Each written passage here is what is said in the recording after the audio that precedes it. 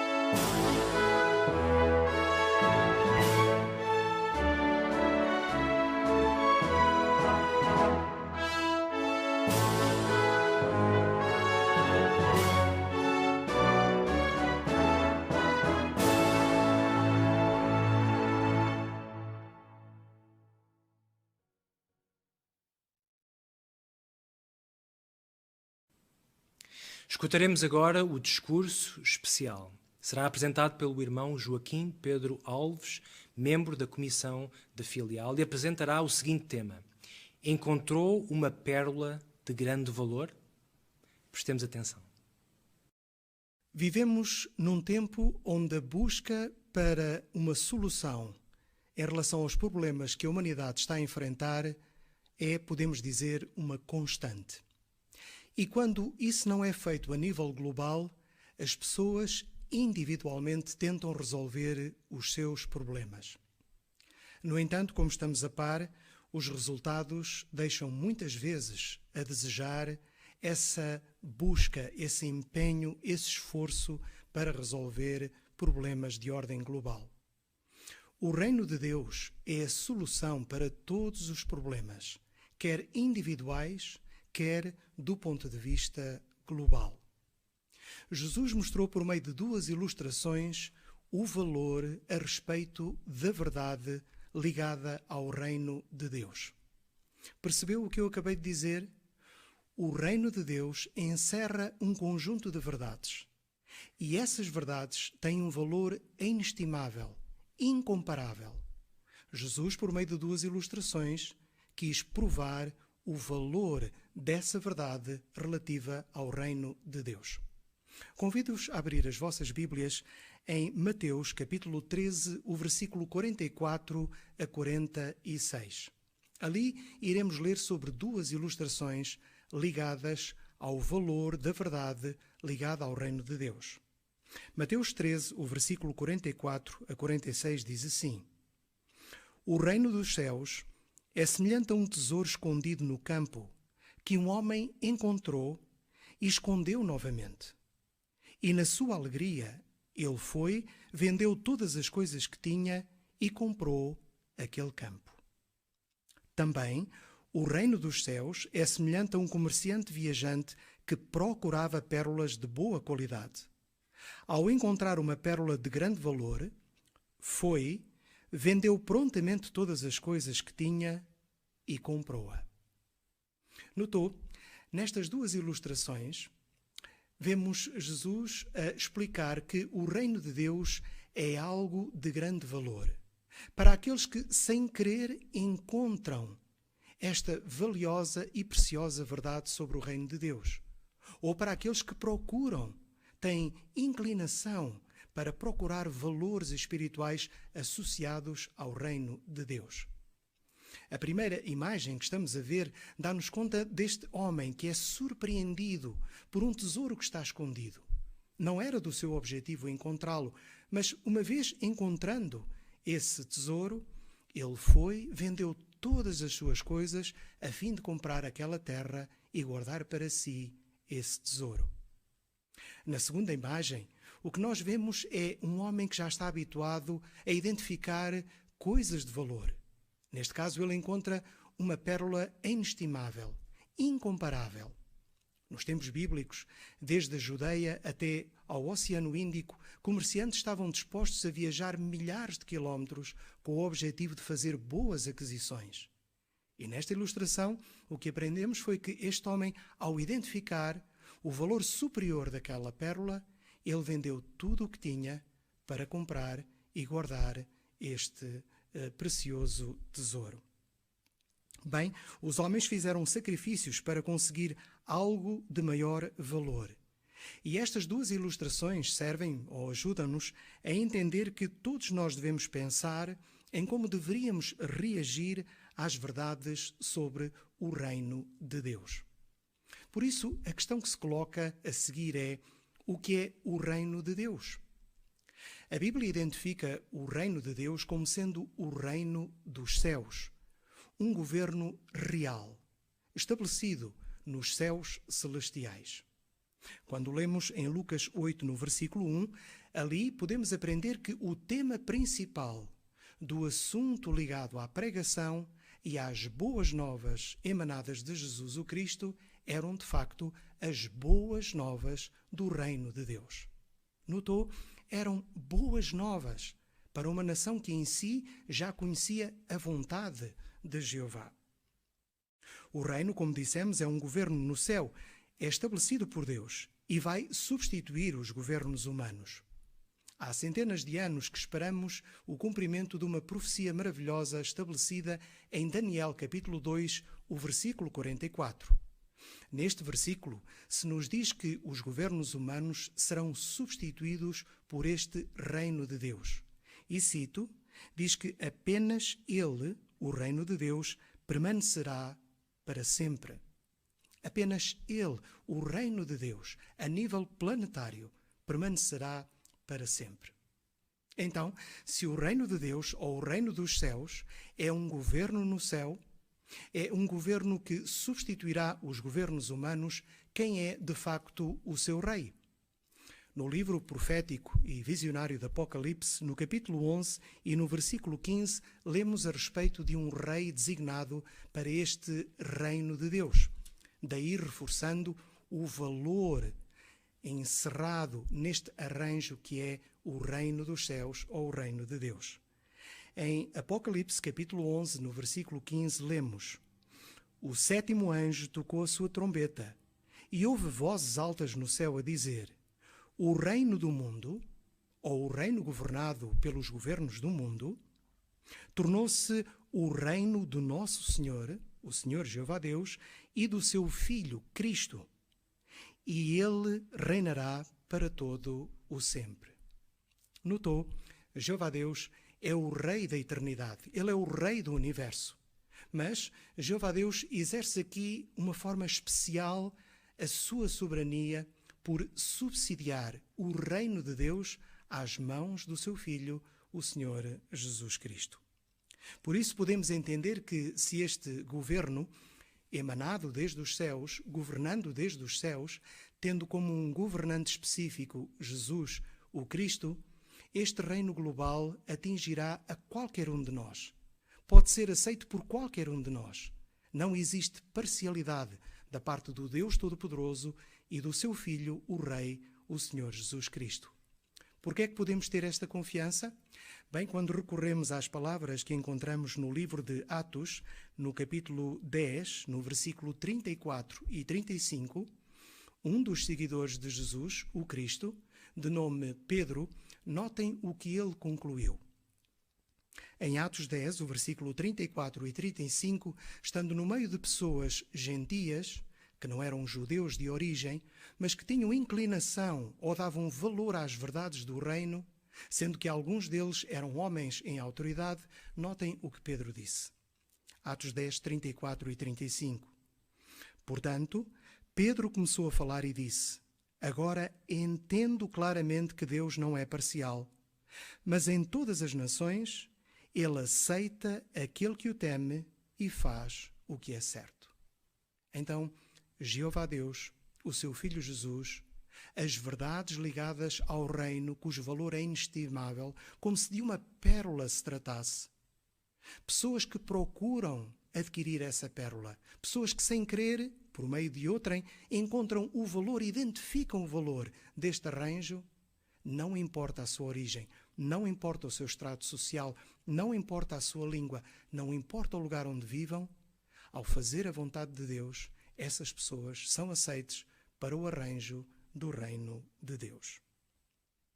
Então, a próxima pergunta é fundamental responder. Por que é a verdade do reino tão valiosa? Bem, a verdade do reino é valiosa por diversos motivos.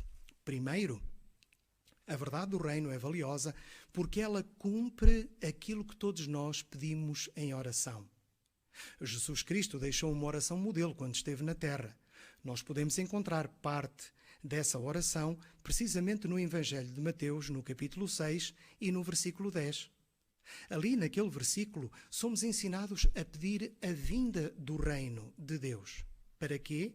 Para que, assim como no céu se faz a vontade de Jeová, também na terra isso possa acontecer. Notou? Esta verdade valiosa sobre o reino de Deus fará com que as realidades na terra sejam em todo semelhantes às realidades de paz, prosperidade, segurança e de pura adoração ao Deus Todo-Poderoso, como acontece nos céus. O segundo motivo é que Jesus, quando esteve na terra, além de pregar e declarar as boas novas do reino, ele também operou milagres.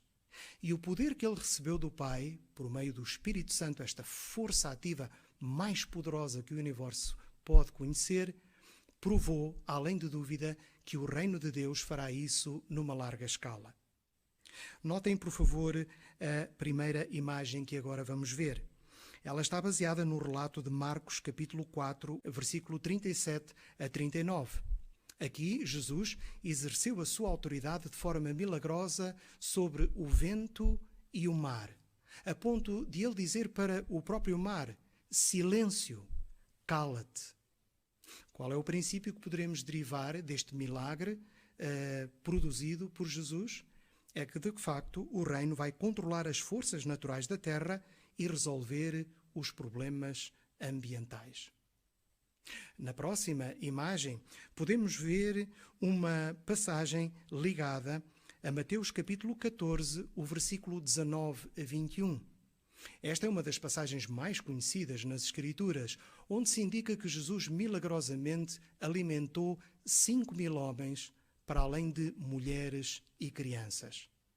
No entanto, nesta passagem, repito, de Mateus 14, 19 a 21, diz o texto bíblico que Jesus olhou para os céus, pedindo a bênção sobre os que estavam presentes, e então saciou-lhes a fome física.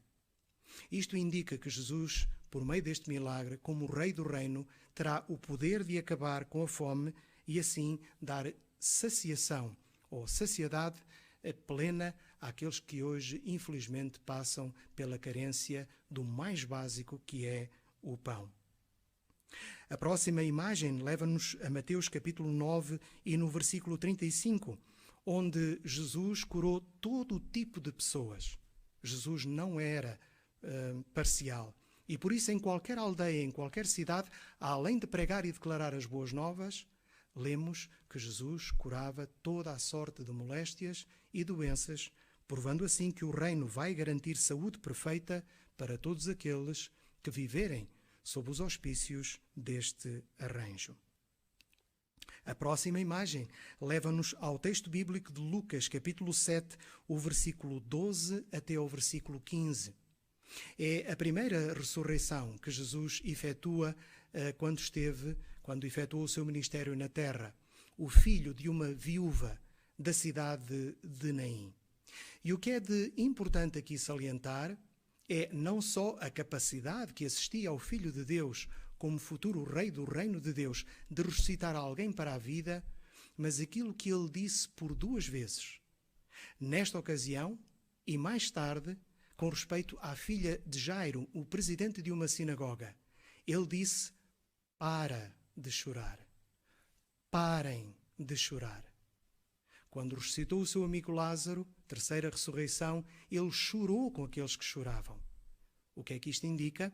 Que a capacidade de Jesus de operar milagres, de trazer alguém da morte para a vida, é algo que será bem real no reino de Deus, onde de facto todos poderemos ver a morte como um último inimigo vencido e as consequências da morte, pois trazem consigo o choro, a amargura, a tristeza, o luto, também a melancolia. Jesus ensinou-nos o que precisamos fazer para poder alcançar os valores deste reino. E nós podemos ver isso num texto que está em João, no capítulo 3 e no versículo 16. Notem o que é que cabe a nós fazer quando conhecemos estas verdades e damos valor às verdades ligadas ao reino de Deus. Em João, no capítulo 3 e no versículo 16, podemos ler: porque Deus amou tanto o mundo que deu o seu Filho unigênito, para todo aquele que nele exercer fé não seja destruído, mas tenha vida eterna. Interessante. A vida eterna é conseguida, podemos dizer, com o menor esforço possível, em comparação com aquilo que se faz no mundo para se resolver mundialmente os problemas da humanidade. Não é assim tão difícil exercer fé na provisão de resgate como dádiva amorosa do Deus Todo-Poderoso, o Senhor Jeová, e como a aceitação da nossa parte dessa vida preciosa que foi dada pelo seu Filho, o Senhor Jesus. Ao exercermos fé nesta provisão de resgate, o objetivo ou o resultado é: a pessoa não será destruída, mas pode alcançar a vida eterna. A próxima pergunta que vamos colocar e tentaremos dar resposta é: como é que você pode comprar a verdade do reino? Bem, os homens nas ilustrações de Jesus venderam tudo o que tinham para que pudessem comprar o tesouro que tinham encontrado. Nós também podemos dar valor àquilo que encontramos, quer pelo facto de o procurarmos especificamente, ou porque, sem querer, alguém nos ajudou a ver o valor dessa preciosidade que é o reino de Deus. Como é que podemos fazer isso? Bem, lembramos o que está em Mateus 6, o versículo 33. Faz parte do famoso sermão que Jesus proferiu. Ele diz que as pessoas que colocam o reino em primeiro lugar e a justiça de Deus associada ao reino, diz que todas as outras coisas, de ordem material, de ordem emocional, de ordem psicológica, todas essas outras coisas nos serão acrescentadas. Sim, quando estou a dizer isto, significa que entendemos que há um plano ou planos diferentes em relação a valores que consideramos mais ou menos importantes, mais ou menos preciosos em relação ao valor superior das verdades ligadas ao reino de Deus. Por isso é que em Efésios, no capítulo 5, versículos 15 e 16, Um dos seguidores de Jesus, de nome Paulo, um apóstolo, mostrou que era importante comprar o tempo do melhor modo possível. Sim, você e eu, seja uma testemunha de Jeová, um estudante da Bíblia, ou alguém que agora se inicia por encontrar esta preciosidade que é a verdade sobre o reino de Deus, precisa de usar bem o seu próprio tempo. É a sua livre vontade, é a sua livre escolha. É a capacidade que lhe assiste de entender o que é mais ou menos importante, a fim de dar valor a esta preciosidade que é a verdade do reino.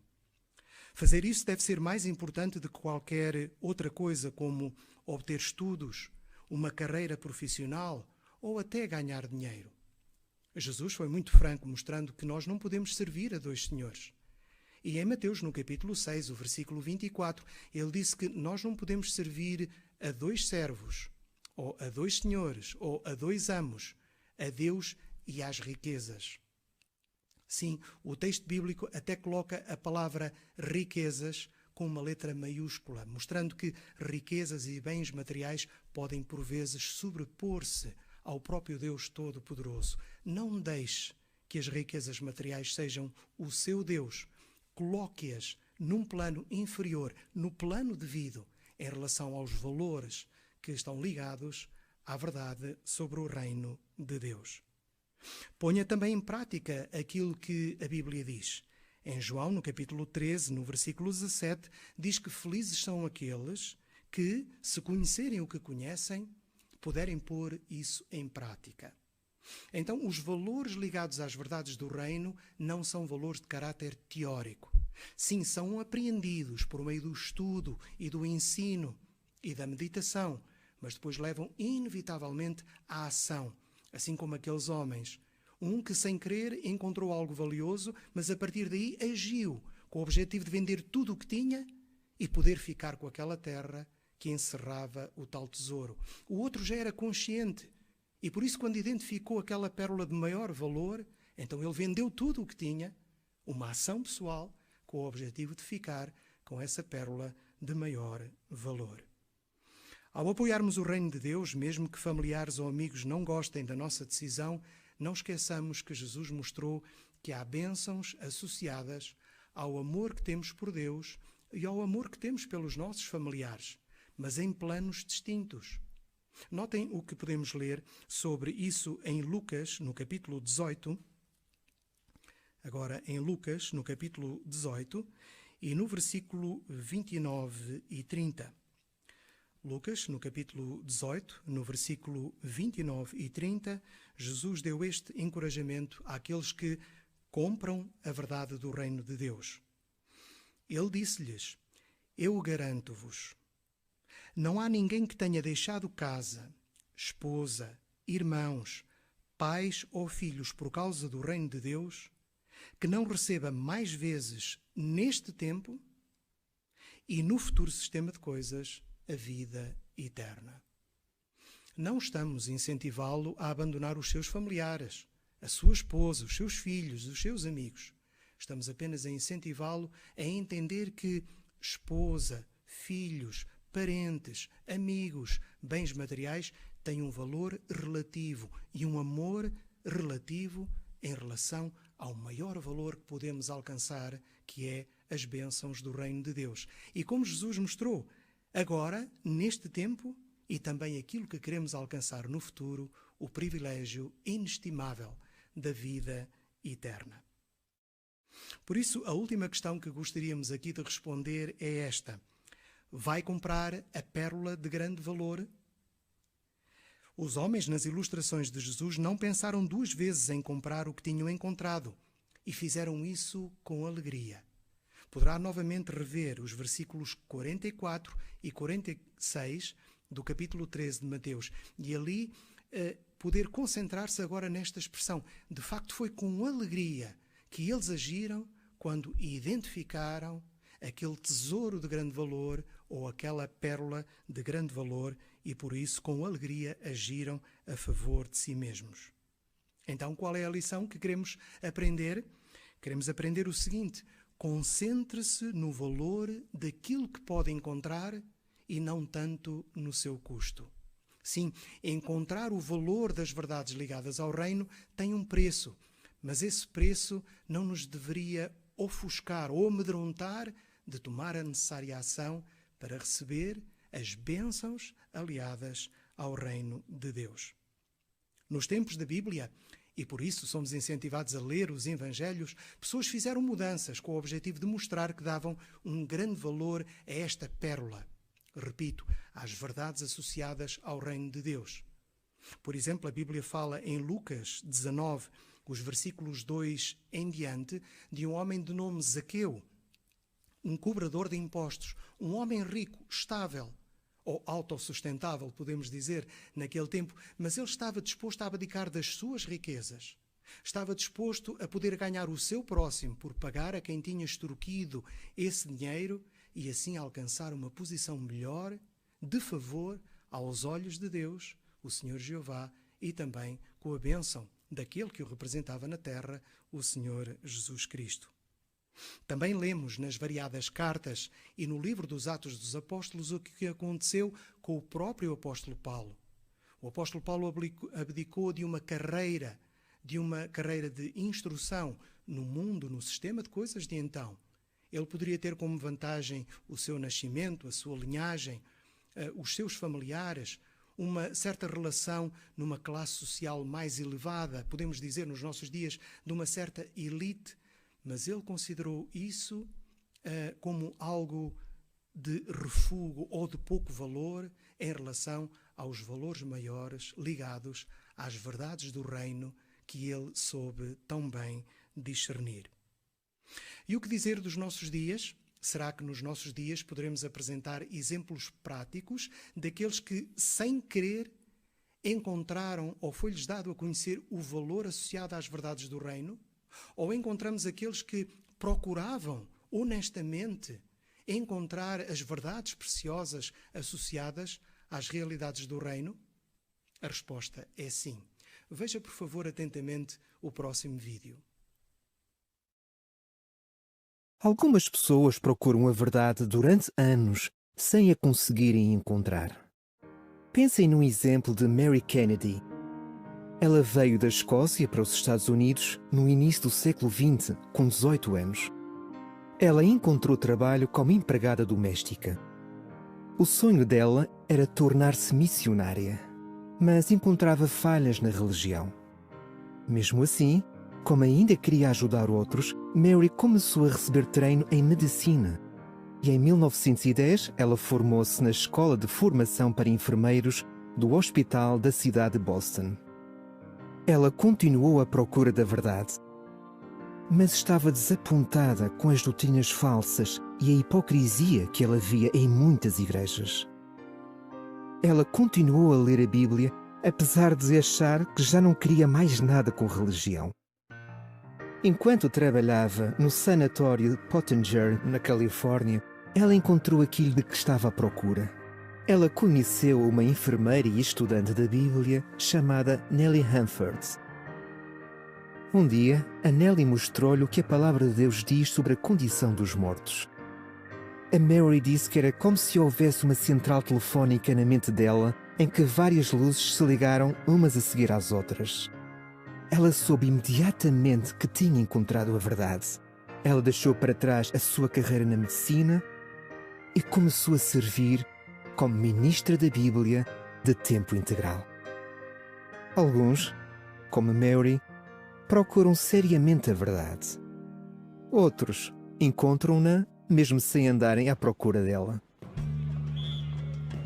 A minha vida era o voleibol profissional.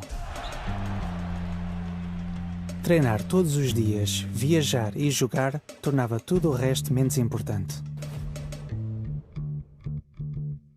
Eu não andava à procura da verdade, mas a minha namorada começou a estudar a Bíblia.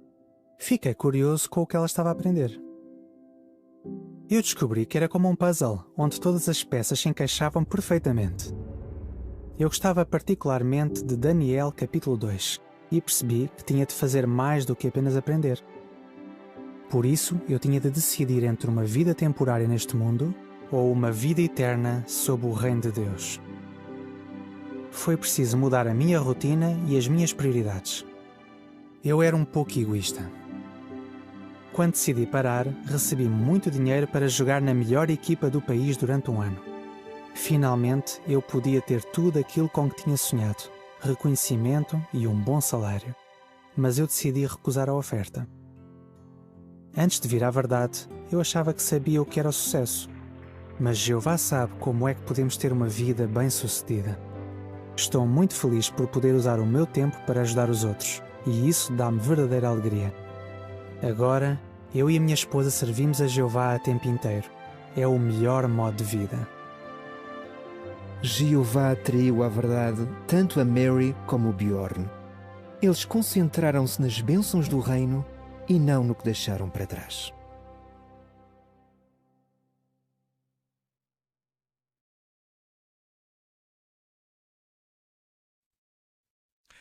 Notou estes dois extraordinários exemplos? Alguém altruísta, inclinado a procurar as verdades sobre o reino de Deus. Outro, com uma atitude egoísta, mas que num certo momento é-lhe apresentado um valor superior à própria pessoa, ao conceito que ele fazia de si próprio. Será este o seu caso? Procura altruistamente as verdades do reino? Ou está porventura concentrado em si mesmo e podendo ter a oportunidade de ser ajudado por outros a equilibrar o seu próprio ponto de vista acerca de si mesmo e dar um maior valor a algo muito mais importante que lhe dá a vida eterna, como a verdade ligada ao reino de Deus? Veja, por favor, a resposta a estas perguntas que eu fiz com base num convite que o próprio Jesus Cristo, com amor, lhe estende. Em Mateus, no capítulo 11, o versículo 28, 29 e 30, veja o convite que lhe é estendido. Mateus 11, o versículo 28 a 30. Venham a mim todos vocês que estão a trabalhar arduamente e que estão sobrecarregados, e eu vou reanimar-vos. Tomem sobre vocês o meu jugo e aprendam de mim, pois sou de temperamento brando e humilde de coração, e encontrarão revigoramento para vocês mesmos. Pois o meu jugo é suave, ou seja, é fácil de carregar, e a minha carga é leve. Notou o convite amoroso de Jesus? O seu jugo, a sua carga é leve, é fácil de carregar. É Ele que nos pode reanimar. É Ele que nos pode aliviar das sobrecargas a que estamos sujeitos. E este é um tempo próprio para o fazer. Note como a Bíblia indica isso agora na segunda carta aos Coríntios, no capítulo 6 e no versículo 2. Este é o momento próprio para o fazermos, dizíamos, porque o tempo esgota-se. Não vamos ter o resto da eternidade para esperar por uma decisão sobre este assunto. Em 2 Coríntios 6, o versículo 2, diz-se: Pois ele diz, num tempo aceitável ouvi-te, e num dia de salvação ajudei-te. Vejam, agora é o tempo especialmente aceitável. Vejam, agora é o dia de salvação. Compreender que este é o momento para mudarmos. Compreender que este é o momento para aceitarmos o valor da verdade relativa ao reino de Deus como se de uma pérola preciosa se tratasse. Compreender que este é o momento para vendermos tudo o que temos, em termos figurativos, para comprar este valor precioso que é as verdades do reino. E assim ficarmos associados às realidades do reino presentes e futuras, aos milagres a ocorrer sob o reino de Deus durante o período milenar às mãos do Filho de Jeová, o Senhor Jesus Cristo. E assim contemplarmos nas nossas vidas, nos nossos amigos, nos nossos familiares, o último texto que convidamos a assistência a poder acompanhar. Está em Romanos, no capítulo 10 e no versículo 11. Ali, Romanos 10, 11 se diz: Pois certa passagem das Escrituras diz: Ninguém que basear nele a sua fé ficará decepcionado. Sim, não ficaremos decepcionados com o Senhor Jesus, aquele que explicou e deu boas novas sobre o reino. Não iremos ficar decepcionados com o Pai Celestial, o Senhor Jeová, o Rei do Universo. Não iremos ficar decepcionados com nós mesmos, ao termos escolhido bem, ao termos vendido tudo o que era possível, comprado todo o tempo oportuno e assim investirmos na maior preciosidade, na pérola de grande valor que é a verdade associada ao reino de Deus. Estamos contentes por poder ter feito arranjos para assistir a este discurso especial que está a ser apresentado em todo o mundo em mais de 120 mil congregações das Testemunhas de Jeová. A comemoração anual da morte de Cristo será realizada no sábado, 27 de março de 2021. Gostaríamos de o convidar para que esteja connosco. Poderá aceder ao site jw.org para consultar a hora e outras informações sobre a comemoração na sua localidade. Se desejar que alguém o contacte para lhe demonstrar um estudo da Bíblia pessoal e gratuito, queira por favor falar com uma testemunha de Jeová. Queremos convidá-lo também a visitar o nosso site, jw.org. Os conteúdos baseados na Bíblia estão disponíveis em mais de 1000 línguas.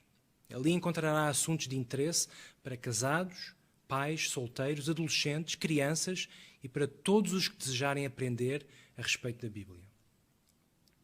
De seguida teremos a consideração do estudo número 3, de A Sentinela, com o tema A grande multidão de outras ovelhas louva a Deus e Cristo.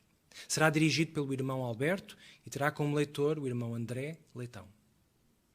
Queremos dar boas-vindas à família de Betel e todos ligados conosco hoje no nosso estudo de Sentinela em Família.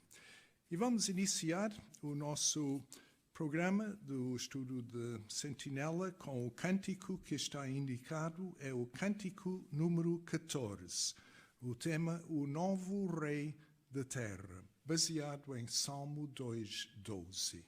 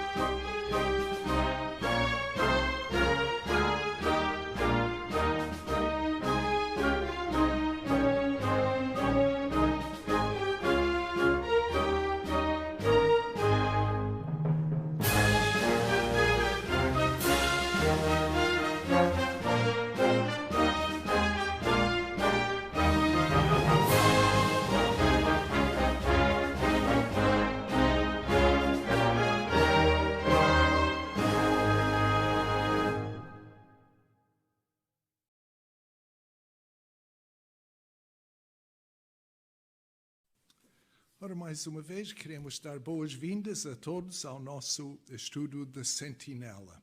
E hoje temos um assunto muito interessante. O tema é A grande multidão de outras ovelhas louva a Deus e Cristo. É o estudo 3. E o texto-chave que foi escolhido para este estudo é de Apocalipse 7:10, que diz: devemos a salvação ao nosso Deus que está sentado no trono e ao Cordeiro. Portanto, neste estudo hoje vamos recapitular alguns aspectos de doutrina bíblica nos últimos 85 anos. Vamos voltar para trás, para 1935, não é? Ora, e neste estudo hoje à noite Vamos lembrar que o dia 27 de março de 2021 vai ser especial para as testemunhas de Jeová, pois nessa noite vamos assistir ao memorial da morte de Cristo. A maioria dos que estarão presentes faz parte do grupo a que Jesus chamou outras ovelhas. Que verdade emocionante sobre esse grupo foi revelado em 1935. Que futuro maravilhoso aguarda as outras ovelhas depois da grande tribulação. E como é que as outras ovelhas podem louvar a Deus e Cristo ao assistir ao memorial?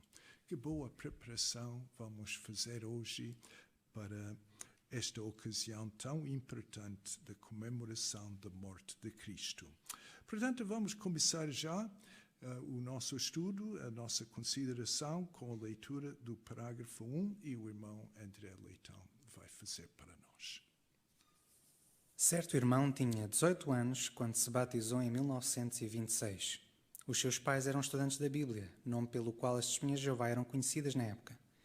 Eles ensinaram os seus 3 filhos e as suas 2 filhas a servir a Jeová e a imitar Jesus Cristo. Como era o costume dos estudantes da Bíblia naquela época, todos os anos, na ceia do Senhor, esse jovem fiel comia do pão e bebia do vinho. No entanto, a sua vida mudou com o discurso histórico A Grande Multidão. Esse discurso foi feito em 1935 pelo irmão Joseph Rutherford, durante um congresso em Washington, D.C., Estados Unidos da América. O que é que os estudantes da Bíblia aprenderam naquele congresso? Obrigado. Agora, a pergunta, o que aconteceu a um irmão depois de ouvir um discurso num congresso em 1935? Ora, irmã, sim, Filipe, não vejo, sim, Filipe. Então este irmão ele foi ensinado pelos pais a servir a Jeová e, como era comum em todos os anos na ceia do Senhor, ele comia do pão e bebia do vinho. Mas num congresso, em 1935, a vida deste irmão mudou drasticamente num discurso sobre a grande multidão. Obrigado, irmã Ana. Irmão Romero. Pois, aqui, o parágrafo mostra que isto era um costume. Portanto, aqueles que assistiam, não é, comiam do pão e do vinho, isto era um costume. Mas a partir daquele momento e daquele discurso, então, as coisas mudaram. Muito bem, então vamos seguir com a leitura do parágrafo 2. Durante o discurso, o irmão Rutherford explicou quem era a grande multidão mencionada em Apocalipse 7:9. Os irmãos daquela época achavam que a grande multidão era um grupo de humanos que também iria para o céu, mas que tinha sido menos fiel que os ungidos. Por meio da Bíblia, o irmão Rutherford explicou que a grande multidão não tinha sido escolhida para viver no céu. Em vez disso, os membros da grande multidão são as outras ovelhas de Cristo, que vão sobreviver à grande tribulação e viver para sempre na terra. Jesus prometeu: tenho outras ovelhas que não são deste aprisco. A essas também tenho de trazer, e elas escutarão a minha voz e irão tornar-se um só rebanho com um só pastor. Essas outras ovelhas são servos fiéis de Jeová que têm a esperança de viver para sempre num paraíso na terra. Vamos ver como essa nova luz espiritual mudou a vida de muitas testemunhas de Jeová, incluindo a do jovem citado antes. Obrigado. Ora, então, aqui no parágrafo 2 temos a pergunta: que verdade emocionante é que o irmão Rutherford revelou no seu discurso? Ora, o irmão André Luís. Então, ao contrário do que se acreditava até ali, que a grande multidão também iria para o céu, mas seria diferenciada do pequeno rebanho por uma questão de grau de fidelidade, naquele discurso foi explicado que esta grande multidão era um grupo de pessoas que iria viver para sempre na terra e não no céu. Obrigado. Irmã Simone. Disse que isso foi uma verdade emocionante. E certamente foi, porque até então houve uma grande diferença entre os dois grupos. Os estudantes, numa sentinela recente, explicou que talvez esses cristãos de segundo grupo, segundo eles, não tinham sido totalmente obedientes a Jeová Deus. Talvez tivessem um padrão de vida moralmente limpa, mas ainda fizessem parte de alguma religião falsa. Ou talvez não fossem tão zelosos. Por isso, eles poderiam estar diante do trono, segundo o texto, mas não podiam sentar nesses tronos. Portanto, depois disso, houve uma mudança tão grande porque depois os dois grupos sentiram um grande respeito um pelos outros. Uns eram tão zelosos como os outros e apenas com uma esperança diferente. Muito bem, obrigado. E o irmão Isaac. E é bonito o texto de João, capítulo 10, versículo 16, em que o Senhor Jesus usou uma palavra-chave. Tenho outras ovelhas que não são deste aprisco. Aqui a palavra aprisco refere-se a casa ou morada. Portanto, o Senhor Jesus estava a dizer que tinha outras ovelhas que não seriam ou não iriam para esta casa ou para esta morada. Então foi este novo entendimento que foi chegado à conclusão e que já foi mencionado, que o irmão Rutherford anunciou, conforme o texto Apocalipse, capítulo 7, versículo 9, a grande multidão. Muito bem. Portanto, e faz lembrar de uma explicação, aliás, já apareceu na Sentinela em 1935, e o nosso livro sobre as testemunhas de Jeová explica que esse segundo grupo era como uma rede de segurança, como os trapezistas.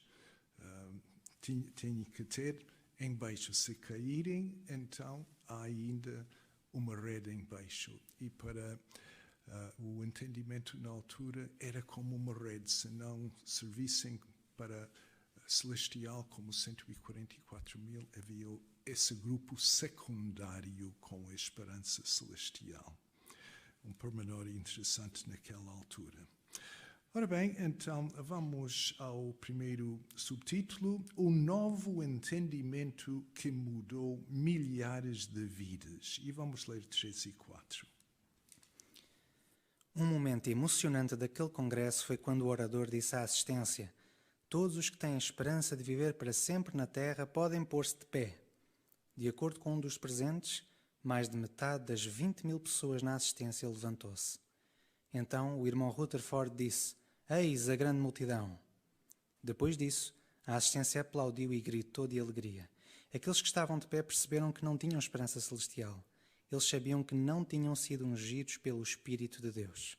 No dia seguinte, 840 novas testemunhas de Jeová foram batizadas e a maioria delas era das outras ovelhas. Depois daquele discurso, o irmão mencionado no início do estudo e milhares de outras pessoas pararam de comer do pão e tomar do vinho durante a ceia do Senhor. Muitos sentiam-se como certo irmão que disse: a última vez que tomei dos emblemas foi no memorial de 1935. Eu percebi que Jeová não tinha colocado dentro de mim a esperança celestial, mas a minha esperança era viver na terra e ajudar a transformá-la num paraíso. Desde então, a grande multidão está a aumentar cada vez mais e está a trabalhar lado a lado com o restante ungido. Ora, pergunta, no Congresso de 1935, o que é que milhares de irmãos entenderam e porquê?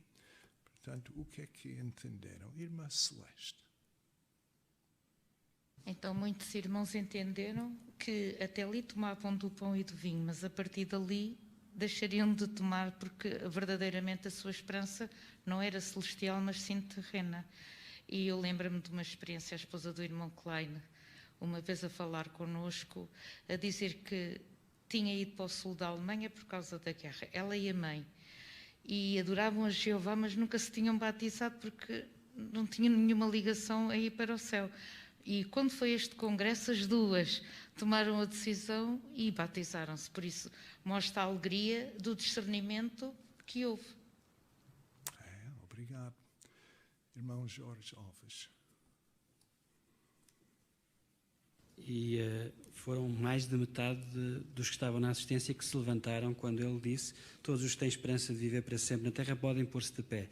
Mais de metade levantaram-se. Depois das 840 novas testemunhas que foram batizadas, a maioria delas tinham esperança terrestre. E então eles sentiram: Jeová não me tocou, Jeová não me chamou para ir para o céu, conforme Romanos 8, 16 e 17, não houve aquele testemunho do Espírito, e eles perceberam isso com este discurso. Não, o nosso lugar é aqui na terra, é na terra que queremos viver, é aqui na terra que queremos transformá-la num paraíso. As nossas raízes estão aqui e não lá em cima. Muito bem. Portanto, como estamos a ver, foi uma grande mudança, emocionante. Aliás, a palavra emocionante dá jus ao espírito naquela ocasião, não é? Uma mudança tão grande. De manhã acordava como ungido e depois no congresso, não, eu quero viver na terra. Tremendo, não é? Muito bem, então vamos continuar com a leitura do parágrafo 5. O que é que Jeová acha dos que pararam de tomar dos emblemas do memorial depois de 1935? E se hoje uma testemunha de Jeová batizada parar de tomar dos emblemas porque descobre que não é ungida? Alguns talvez tomassem dos emblemas porque não entendiam bem a sua esperança. Mas se eles reconhecerem honestamente o seu erro, pararem de tomar dos emblemas e continuarem fiéis, Jeová com certeza vai considerá-los parte das outras ovelhas. Mesmo que já não tomem dos emblemas, eles continuam a assistir ao memorial porque se sentem muito gratos por tudo o que Jeová e Jesus fizeram por eles. Obrigado. Agora pergunta: o que é que Jeová acha dos que pararam de tomar dos emblemas do memorial? Ora, a irmã Andreia. Nós sabemos o que é que Jeová acha por aquilo que já aconteceu em 1935, não é? Os irmãos reconheceram que estavam enganados quanto à sua esperança, pararam de tomar dos emblemas, mas continuaram fiéis, naturalmente, e por causa disso Jeová considerou-os como parte das outras ovelhas. Por isso, alguém hoje em dia está na mesma situação e entendeu que afinal não tem essa esperança celestial, então pode passar por este mesmo processo, não é, que estes irmãos passaram em 1935 e continuar a ter a aprovação do Senhor Jeová. Obrigado. E o irmão Jorge. E aquele irmão que foi mencionado logo no início, a experiência dele, portanto, foi batizado em 1926, durante 9 anos tomou dos emblemas. A partir daquele discurso deixou de tomar, mas com razão, porque não tinha entendido. O entendimento na altura era: tens de tomar. Agora percebeu, já não preciso de tomar. Jeová certamente aceitou, e se alguém no futuro se perceber que afinal não tem este chamamento da parte de Jeová, se parar de tomar, se for sincero, conforme diz aqui, e continuar fiel, então sim. E, conforme menciona na parte final, devemos continuar a assistir ao memorial, todos os anos.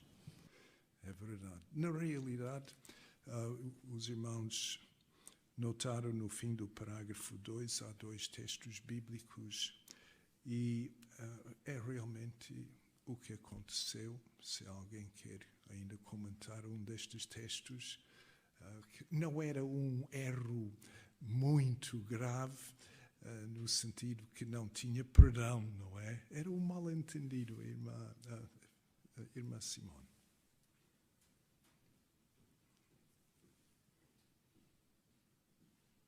Que a luz clareia cada vez mais.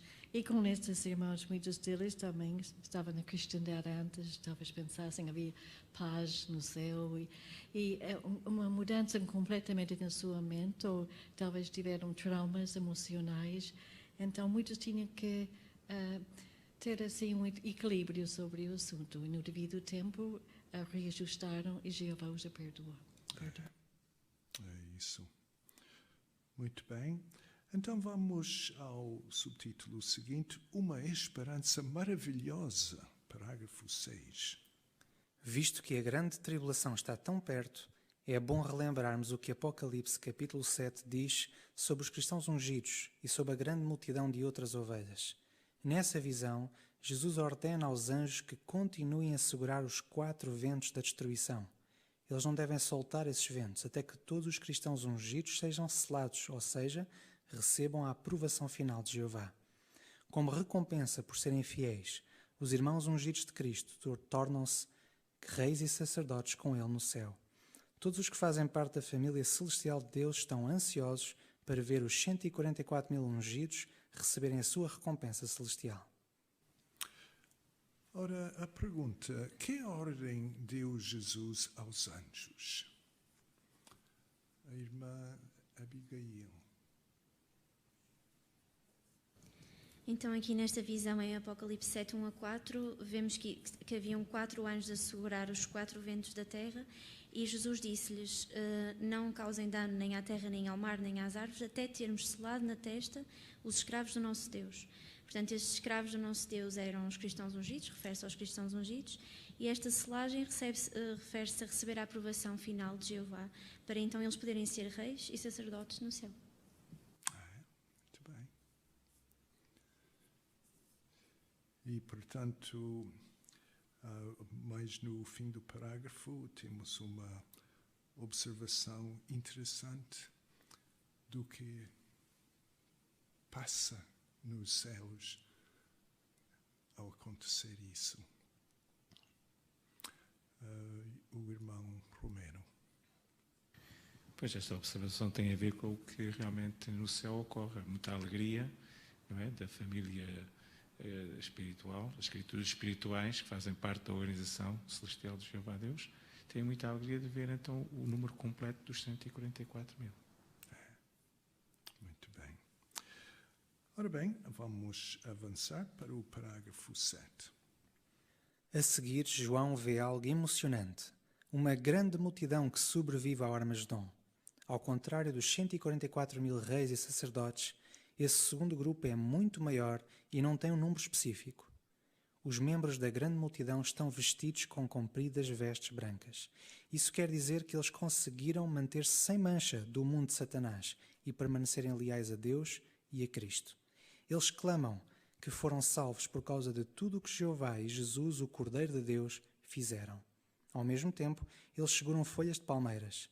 Isso mostra que eles reconhecem com alegria que Jesus é o Rei que Jeová designou. Ora, vamos ler Apocalipse 7, 9 e 10. Irmão João Bastos.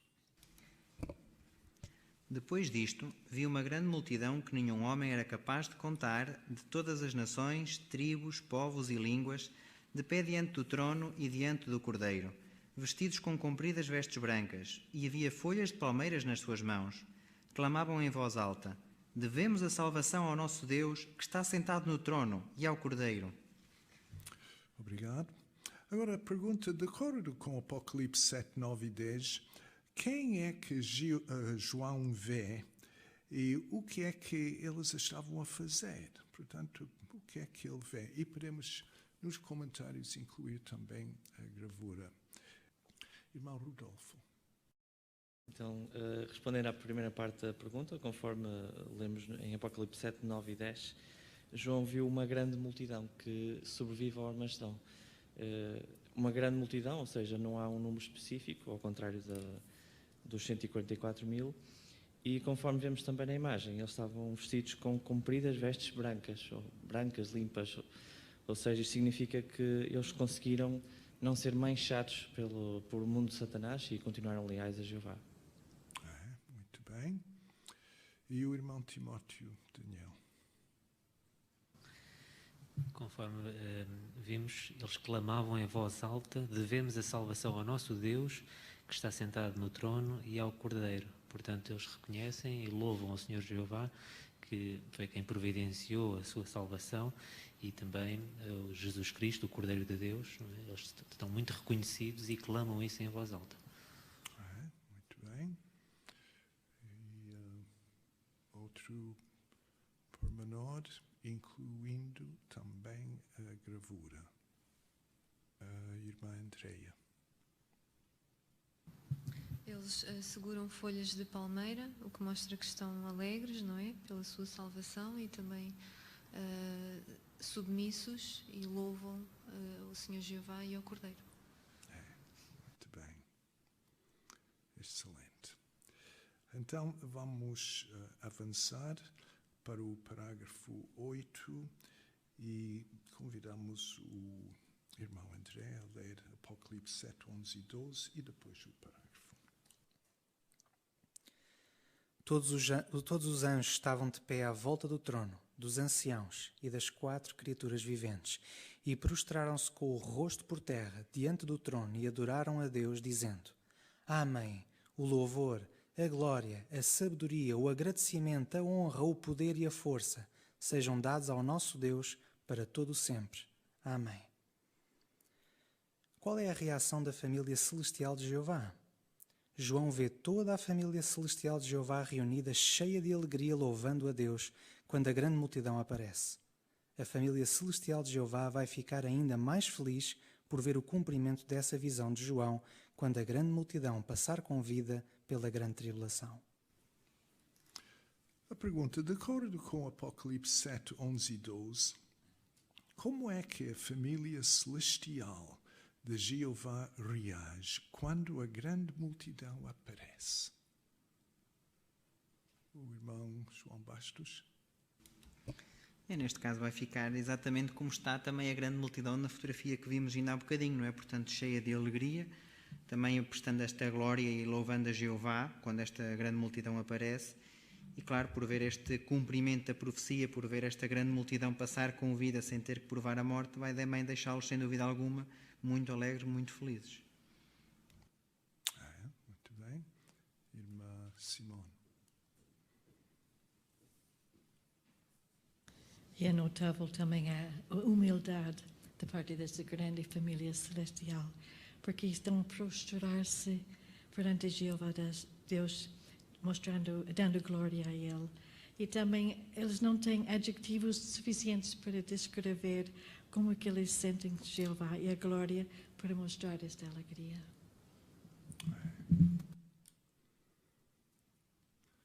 Portanto, voltando à gravura, é impressionante o que realmente está a acontecer e nós não vemos.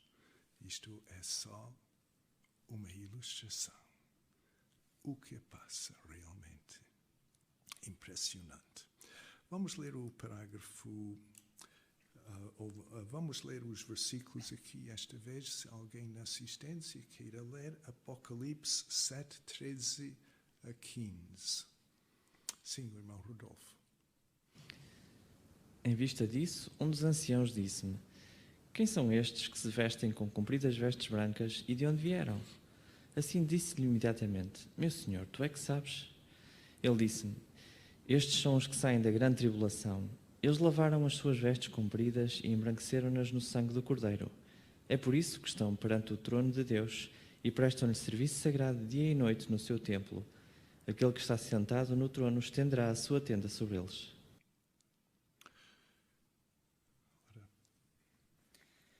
João diz sobre os membros da grande multidão: Eles lavaram as suas vestes compridas e embranqueceram-nas no sangue do Cordeiro. Isso significa que eles têm uma consciência limpa e estão aprovados por Jeová. Eles são cristãos dedicados e batizados que têm fé no sacrifício de Jesus e uma forte amizade com Jeová. Por isso, podem prestar serviço sagrado a Deus dia e noite aqui na terra. Mesmo agora, são zelosos e realizam a maior parte do trabalho de pregação e ensino, colocando os interesses do reino em primeiro lugar na vida. Segundo Apocalipse 7, 13 a 15, o que é que os membros da grande multidão estão a fazer agora? O irmão André, Luís. Bem, por um lado, precisam de dedicar a sua vida inteiramente a Jeová e simbolizar isso através do batismo. Até o texto aqui em 1 Pedro 3:21 diz que é isso que nos salva, é o batismo. E ao fazerem esta dedicação, fazem todo o esforço possível para apoiar aqueles que têm esperança celestial a cumprir a sua designação de pregar zelosamente as boas novas do reino. Obrigado. E o irmão Romero. Pois todos entendem que devem pôr em primeiro lugar os interesses do reino, segundo o que está registado em Marcos 6,33. Então eles fazem isso, não é? Uns até servem por tempo integral, outros talvez não o possam fazer, mas todos põem os interesses do reino em primeiro lugar na sua vida. Tudo, mas não menos fiéis, como dizia no parágrafo 2, não é?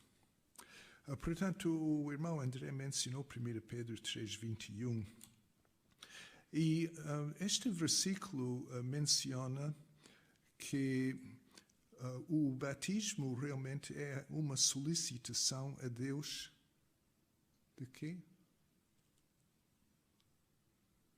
Sim, o irmão Isaac.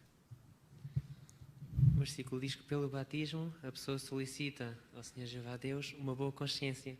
Ou seja, a pessoa pede a Jeová Deus que perdoe os pecados cometidos antes do batismo, e até o batismo, portanto, e quando a pessoa se batiza, é como se o Senhor Jeová perdoasse, não é? Ou seja, dava ou permitia que a pessoa batizada tivesse uma boa consciência, não é? Não ficasse perturbada ou com peso na consciência pelos pecados anteriores, mas seria perdoada.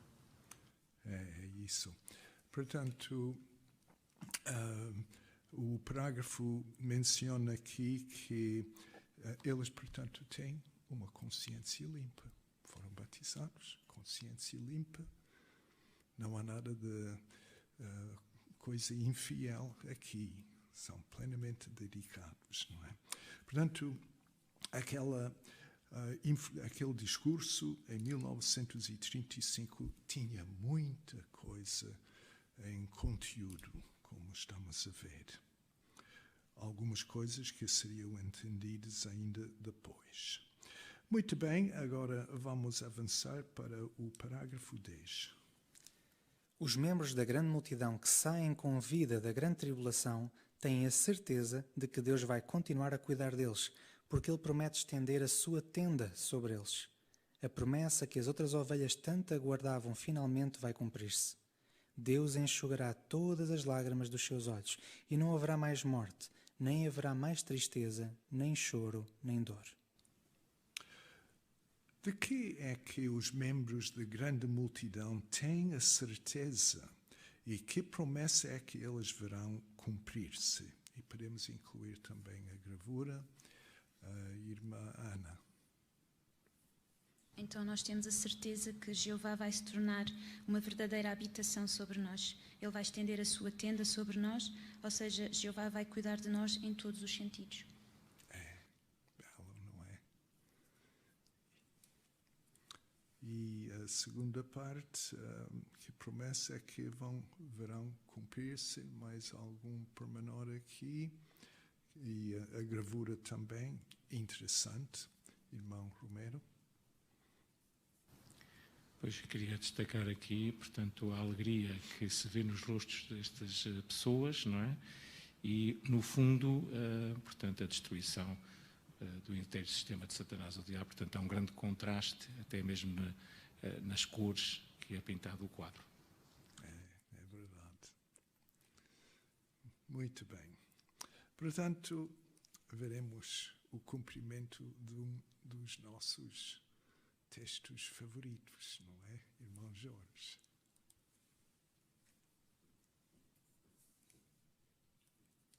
Apocalipse 21, 3 e 4. Não haverá mais morte, não haverá mais tristeza, nem choro, nem dor. E vemos que isto já se está a cumprir, porque eles saíram da grande tribulação, estão em caminho ao monte de Jeová, para adorar a Jeová, mas, conforme o irmão Romero já mencionou, estão alegres, não há tristeza, não há dor e não haverá morte. Vemos as ruínas lá atrás delas, não é?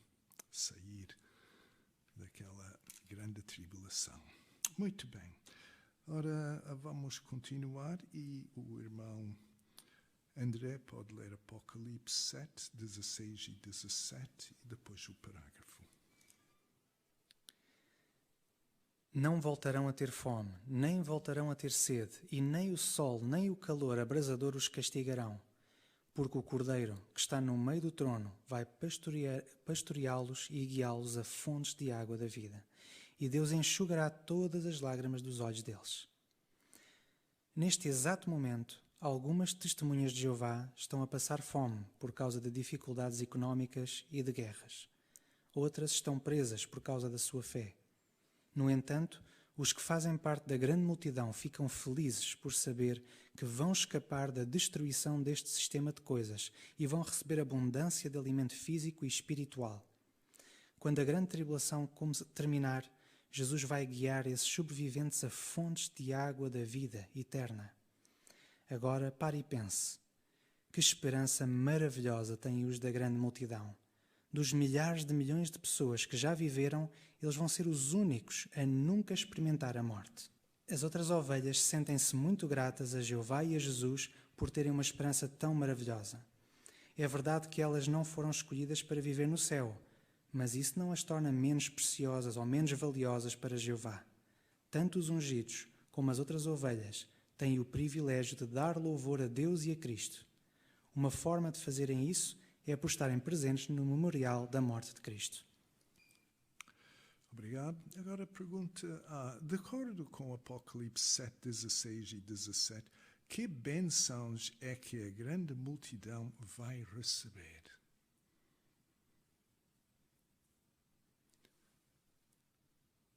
A irmã Abigail. Então, este texto mostra que muitas das coisas terríveis que agora muitos irmãos passam vão deixar de existir, não é? Diz que eles não voltarão a ter fome, nem sede, nem o sol, nem o calor abrasador os castigarão mais. Portanto, vão, como diz aqui o parágrafo, receber abundância de alimento físico e espiritual. Jeová vai cuidar deles em todos os sentidos, não é? E, portanto, nada destas coisas que agora muitos têm que passar voltarão a passar no futuro. Muito bem. E o irmão Bastos? Para além disso, também não se vai falar de Covid-19, lockdown e ainda uma possibilidade maravilhosa que é muitas pessoas vão ter a oportunidade de nunca experimentar a morte, portanto, de poder passar com vida. Imagino, não é? É formidável. Irmão Romero. Pois, eu acho que até que houve um discurso naquela época, lá uns anos atrás, que tinha este tema, não é? Que as de que agora vivem jamais morrerão. É verdade que naquela altura, ouvir um discurso destes, a pessoa ficava jamais morrerá, mas agora sentimos então na realidade isso. Muitas pessoas vão passar com vida e jamais realmente conhecerão a morte. Irmão André? Também ainda aqui no versículo 17, mais uma vez, a Bíblia repete, não é, que Deus vai enxugar as lágrimas dos nossos olhos. Jeová deu muitas responsabilidades a Jesus, não é? Ressuscitar os mortos, julgar o diabo, limpar a terra, mas enxugar das lágrimas é uma tarefa que Jeová reservou para si. E por aqui vemos que a grande tribulação não é menos fiel, como já foi dito, que os cristãos ungidos, mas tem uma relação muito, muito chegada com Jeová e Jeová ama-os muito. Obrigado. E a linha B, o que é que as outras ovelhas podem fazer no memorial e porquê? Ora, irmã Andreia. Apesar de não tomarmos dos emblemas, isso não torna o memorial menos importante para nós, porque encaramos como uma oportunidade para dar louvor ao Senhor Jeová e a Jesus também, não é? Por aquilo que eles tornaram possível para nós. Nós não achamos que, de alguma maneira, a nossa esperança é menos valiosa que a dos ungidos, não é? Estamos muito contentes com esta oportunidade, muito felizes. É exatamente aquilo que desejamos, a vida eterna na Terra, não é? E por isso o memorial é muito importante para nós todos os anos. Não há dúvida. Irmã Celeste. Por isso é uma forma de nós mostrarmos toda a nossa gratidão por aquilo que Jeová fez, vai fazer no futuro e aquilo que Jesus fez, demonstrando o grande amor que tinha por nós antes de nós nascermos. Ao mesmo tempo, é um privilégio vermos que no meio de tanta humanidade, Jeová viu que nós tínhamos algo de bom no nosso coração e assim nos atraiu para sermos parte desta grande multidão. Obrigado. Ora vamos ao subtítulo Dê louvor de todo o coração no memorial. Vamos ler 13 e 14. Em anos recentes, apenas 1 em cada 1000 pessoas que vão ao memorial toma dos emblemas. Isso quer dizer que a maioria das congregações não tem ninguém que coma do pão e beba do vinho. A maior parte das pessoas que vão ao memorial tem a esperança de viver na terra. Mas então, por que é que essas pessoas vão ao memorial da morte de Cristo? Pelo mesmo motivo que alguém vai ao casamento de um amigo. Os que vão a um casamento querem mostrar que amam e apoiam o casal. Da mesma forma, os das outras ovelhas vão ao memorial porque querem mostrar que amam e apoiam Cristo e os ungidos. Também querem mostrar que valorizam o sacrifício feito por Jesus Cristo, um sacrifício que lhes dá a esperança de viver para sempre na terra. As outras ovelhas também assistem ao memorial por outro motivo, para obedecer a Jesus. Quando estava com os seus apóstolos fiéis na primeira ceia do Senhor, Jesus deu-lhes a seguinte ordem: persistam em fazer isto em memória de mim. Por isso, enquanto houver ungidos na terra, as outras ovelhas vão continuar a assistir ao memorial da morte de Cristo. Também vão continuar a convidar outros para assistir a esse evento importante. Ora, pergunta, por que é que todos nós devemos assistir ao memorial da morte de Cristo? Irmão Timóteo, Daniel. Um dos motivos é porque obedecemos a Jesus e Jesus disse para persistirmos em fazer isto em memória dele. No entanto, até tem aqui uma ilustração muito interessante, não é? Assim como nós vamos ao casamento de um amigo, nós não vamos participar daquela união especial, não é? Mas vamos mostrar o nosso amor pelo casal, vamos mostrar o nosso apoio. Da mesma forma, a nossa presença no memorial demonstra o nosso amor pelo Senhor Jesus Cristo, o nosso apoio, não é? Estamos determinados a continuar a apoiar, estamos muito gratos pelo sacrifício resgatador que Ele fez por nós. Então estes são alguns dos motivos pelos quais todos nós temos muito prazer todos os anos em assistir ao memorial. Muito bem. E irmão Romero. E também aqui o parágrafo mostra que vamos continuar a convidar, como diz aqui a parte final, convidar outros para assistir a este evento importante. E naturalmente que estamos a fazer isso com os conhecidos, familiares, antigas revisitas, e também houve uma orientação para fazermos isso até mesmo a desconhecidos. Uma responsabilidade de cada publicador, evidentemente, é uma responsabilidade pessoal de cada um de nós, mas podemos fazer também isso a desconhecidos. O irmão Uli. Também lembre-se, um dia o memorial vai ser realizado pela última vez. Felizmente esse dia ainda não chega e devemos fazer tudo o que for possível para estarmos presentes no memorial e sentirmos a união, o povo de Jeová. Obrigado. Então vamos ler o parágrafo 15. No memorial temos a oportunidade de cantar cânticos e de orar juntos. Dessa forma, damos o nosso louvor a Deus e a Cristo. O tema do discurso deste ano vai ser: mostre gratidão pelo que Deus e Cristo fizeram por si. Este discurso vai aumentar a nossa gratidão por Jeová e por Cristo.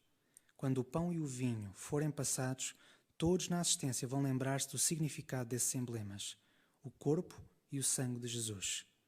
Também nos vamos lembrar do amor que Jeová demonstrou por permitir que o seu Filho morresse para salvar a nossa vida. Todos os que amam o nosso Pai Celestial e o seu Filho, com certeza não vão querer perder o memorial. Obrigado. Agora pergunta, como é que cada um de nós pode louvar a Deus e Cristo no memorial? E podemos também incluir a gravura. Irmão João Bastos. A primeira forma é por marcarmos presença, não é? Portanto, não faltarmos de toda a forma, não é? Fazemos todo o nosso máximo para estarmos presentes e por também termos a oportunidade de participar da forma que nos é possível, seja nos momentos em que temos os cânticos, em podermos cantar com vigor, em podermos expressar os nossos sentimentos, em podermos orar juntos nas orações que são feitas durante o memorial e também quando os emblemas estão a ser passados, tirarmos alguns momentos para podermos meditar, podermos pensar no que é que envolveu o significado deles e o que é que isso envolveu, não é? A demonstração de amor de Jeová, a demonstração de amor de Jesus, e realmente isso vai nos motivar a valorizarmos ainda mais, a louvarmos ainda mais a Jeová e a Jesus por aquilo que foi feito. irmã Ana Luísa. E podemos desde já organizar a nossa agenda para no dia do memorial nós não termos demasiadas tarefas que nos possam deixar exaustos ou até que nos impeçam de assistir ao memorial, porque nós queremos estar nesse dia com o nosso coração preparado, com o nosso coração pleno, para mostrarmos a nossa gratidão quando os emblemas passam por nós. Boa observação. Irmão Timóteo. Em vista disto, é muito importante nós fazermos esforços razoáveis para obter ou preparar os emblemas, não é? Porque esses símbolos, de facto, vão nos ajudar ainda a meditar mais no sacrifício resgatador de Jesus Cristo. Muito bem. Portanto, sim, irmão Isaac. E temos ainda gravura, não é? Sim, pode dizer. Gostava de destacar o texto de Mateus, capítulo 20, versículo 28, em que menciona e mostra que o Senhor Jesus mostrou altruísmo, porque Ele veio à Terra não para ser servido, mas para servir. E há um ditado que eu aprecio muito que diz que quem não vive para servir não serve para viver. Portanto, nós todos estamos vivos para servir o Senhor Jeová, o Criador. Então a forma de nós mostrarmos gratidão ao Senhor Jeová, ao Senhor Jesus, por esta provisão amorosa que eles tiveram, é por nós estarmos presentes e fazermos o máximo para convidar o máximo número possível de pessoas. E não estar a mostrar amor para com Jeová, para com o Senhor Jesus e também para com todas as pessoas. Obrigado. E um breve comentário sobre a gravura. Está bem explicado já, mas... Irmão André. Para demonstrarmos grande respeito pelo memorial é como está na imagem, não é? Quando passam os emblemas, o pão e o vinho, nós não encaramos isto como uma mera questão ritualística. Nós tiramos tempo para meditar mesmo no que aquilo significou. E é significativo ver que Jesus, ele deu emblemas físicos, palpáveis, porque o que ele fez não foi uma questão meramente simbólica, ele de facto deu a vida e o corpo perfeito que tinha. Isso é importante. Obrigado. Seja grato pela esperança que Jeová lhe deu. Vamos ler 16. Os ungidos e as outras ovelhas têm várias coisas em comum. Os dois grupos são valiosos e preciosos para Jeová. Afinal, eles foram comprados por Jeová pelo mesmo preço, a vida do seu querido filho. A diferença entre esses dois grupos é a esperança que eles têm. Tanto os ungidos como as outras ovelhas devem permanecer leais a Deus e a Cristo. Jeová não dá mais Espírito Santo a um grupo do que a outro. Na verdade, ele dá Espírito Santo de acordo com a necessidade de cada pessoa. Então, o que é que os ungidos e as outras ovelhas têm em comum? Isto é bem interessante, irmã Abigail. Então, temos em comum aquilo que é mais importante, que é ser valioso e precioso aos olhos de Jeová. Aqui mostra que mesmo a única diferença que existe é a questão da esperança, não é? E, portanto, todos nós, quer as outras ovelhas, quer os ungidos, temos que continuar leais a Jeová e por causa de sermos valiosos a Ele, aos olhos dele, Ele dá-nos aquilo que nós precisamos para continuar a ser leais, dá-nos Espírito Santo. E diz que Ele dá Espírito Santo às outras ovelhas e aos ungidos, conforme a necessidade de cada um. Não há diferença. É verdade. Então vamos ler o parágrafo 17. Os cristãos ungidos não nascem com a esperança de viver no céu. É Jeová que coloca essa esperança no coração deles. Eles pensam nessa esperança, oram a respeito dela e estão ansiosos para receber a sua recompensa no céu. Eles não sabem como será o seu corpo quando estiverem lá. Mesmo assim, eles estão desejosos de estar com Jeová, Jesus e os anjos e de assumir o seu lugar no reino, juntamente com os outros ungidos que já estão no céu. A pergunta: que recompensa é que o restante ungido está desejoso de receber? Irmã Simone.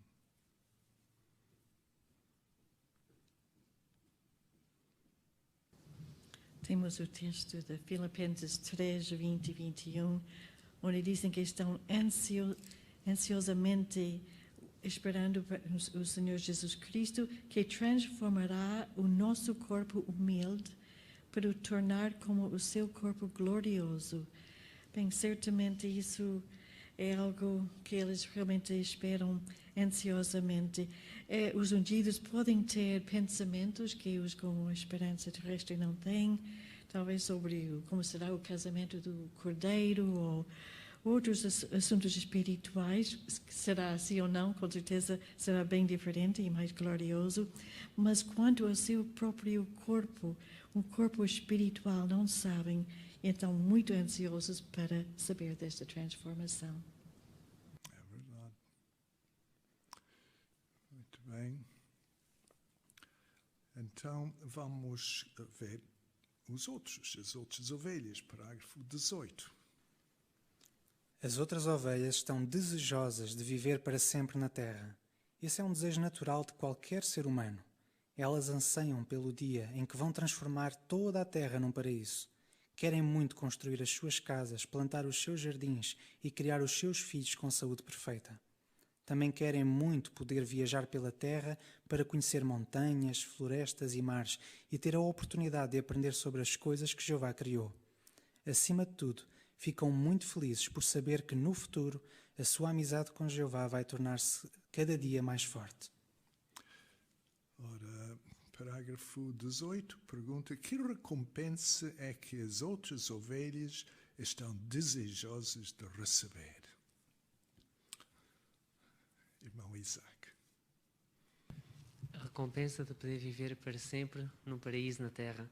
E é muito apropriado o texto de Eclesiastes, capítulo 3, verso 11, em que o texto menciona e refere que o Senhor Jeová Deus colocou no coração dos humanos o desejo de viver pela eternidade. Portanto, este desejo de nós vivermos para sempre já está inculcado no nosso coração. Nós já temos esse desejo por natureza. Por isso nós com certeza temos muitos motivos para mostrar gratidão ao grandioso Criador, o Senhor Jeová, e também ao seu Filho Jesus. Muito bem. Irmão André Luís.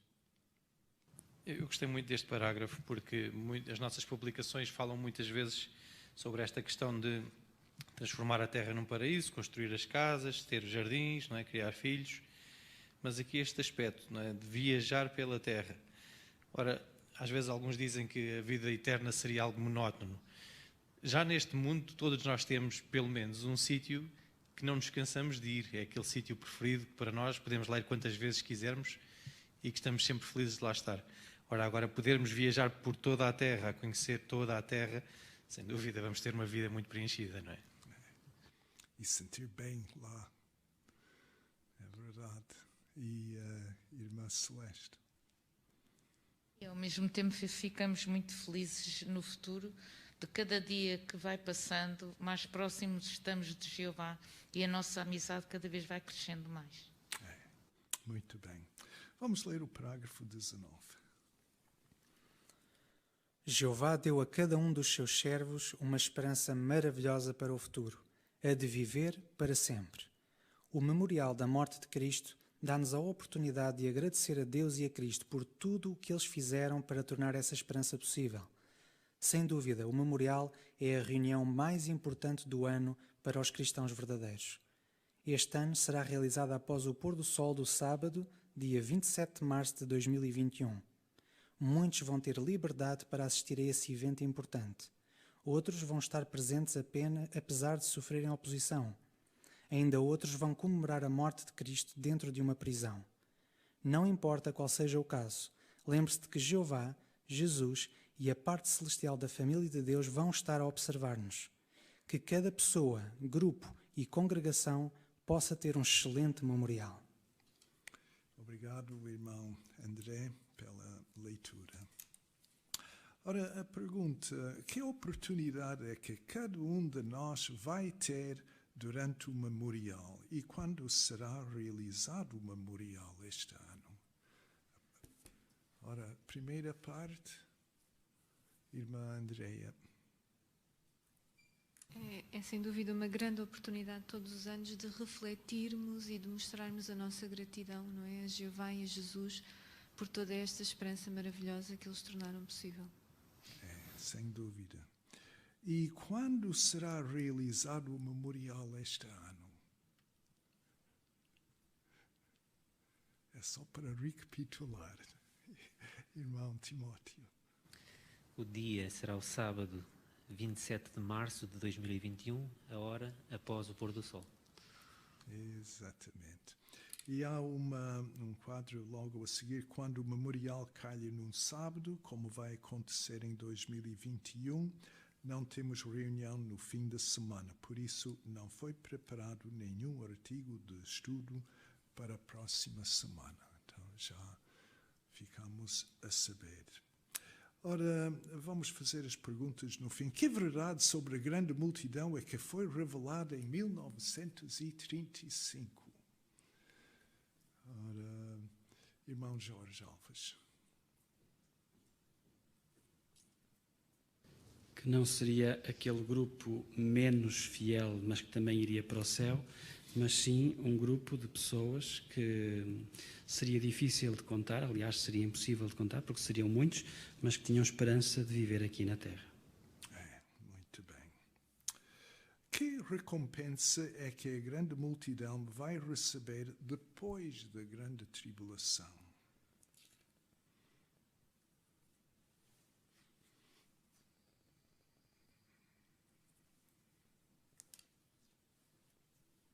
Sim, irmão André Leitão. Então vão receber a prometida vida eterna num mundo justo, pacífico, como nunca houve, desde o pecado adâmico. Vão também poder adorar a Jeová de forma unida pela primeira vez, não é? A terra terá só uma única adoração verdadeira, também simbolizada por aquela tenda figurativa que estava em Apocalipse, e isso vai com certeza ser um grande, grande privilégio. Ver a ressurreição dos mortos também, não é? Há tantas e tantas bênçãos à espera. É verdade. E como é que cada um de nós pode louvar a Deus e Cristo no memorial? Irmão Rodolfo. Por estarmos presentes, em primeiro lugar, por também cantarmos, por orar juntos, prestar atenção ao discurso e também na altura da passagem dos emblemas, também aproveitar para meditar naquilo que significa e que envolveu e então sentirmos cada vez mais gratos. Obrigado. E queremos agradecer a todos pela boa participação e explicações que deram sobre este acontecimento tão importante em 1935 e o que significa para nós hoje. Assim chegamos ao fim do nosso estudo da Sentinela. Portanto, vamos concluir com o cântico número 150. Procurem a Deus para obter livramento. É baseado no texto bíblico Sofonias 2:3. E depois os irmãos vão fazer a sua oração localmente.